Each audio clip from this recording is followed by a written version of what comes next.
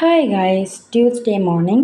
டே எப்பவும் போல் இல்லாமல் இன்றைக்கி ரொம்ப ஸ்லோவாக தான் ஸ்டார்ட் ஆச்சு. ஏன் அப்படின்னா மதியம் லஞ்சுக்கு ரொம்ப சிம்பிளான ரெசிபி தக்காளி சாதம் தான் ரெடி பண்ண போகிறேன்.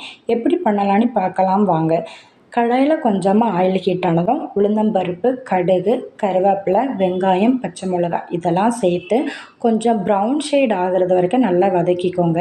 நான் இன்றைக்கி 3 மீடியம் சைஸ் தக்காளி கட் பண்ணி வச்சுருக்கேன். அதையும் இதில் சேர்த்து உப்பு சேர்த்து கொஞ்சம் வதக்கி விட்டுக்கோங்க. தக்காளி நல்லா வதங்கினதுக்கு அப்புறமா காரத்துக்கு உங்களுக்கு தேவையான அளவு வத்தல் பொடி, கொஞ்சமாக மஞ்சள் பொடி, உங்களுக்கு உப்பு வேணால் இந்த டைமில் ஆட் பண்ணிக்கோங்க.